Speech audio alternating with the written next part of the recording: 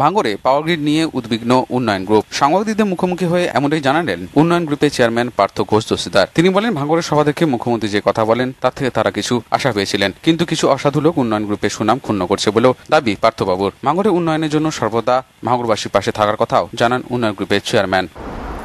ভাঙড়ের power grid নিয়ে উন্নয়ন গ্রুপ সম্পর্কে কথাবার্তা,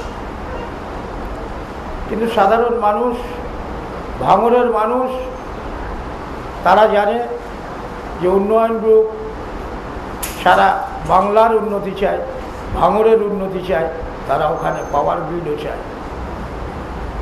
কিন্তু কিছু লোক উদ্দেশ্য প্রণোদিতভাবে মাননীয় মুখ্যমন্ত্রীকে হয়তো ভুল বোঝাতে সক্ষম হয়েছিলেন যে উন্নয়ন গ্রুপ ওখানে পাওয়ার গ্রিড হতে দিচ্ছে না। প্রথমেই জানাই, উন্নয়ন গ্রুপ কিন্তু কোনো জায়গায় কোনো রকম হাই রাইজ তো দূরে থাক, কোনো বাড়িও তৈরি করে না। সেই রকমই পাওয়ার গ্রিডের পাশে উন্নয়ন গ্রুপের যে প্রজেক্ট, তপবন প্রজেক্ট, আপনারা এখনই যদি বাইরে যান দেখতে পাবেন ভাঙড় অঞ্চল, বিশেষ করে মাছিভাঙা থেকে শয়ে শয়ে লোক এসে হাজির হয়েছে। তারা চাইছে পাওয়ার গ্রিড ওখানে তৈরি হোক, তারা চাইছে উন্নয়ন গ্রুপ এগিয়ে আসুক পাওয়ার গ্রিড তৈরি করতে।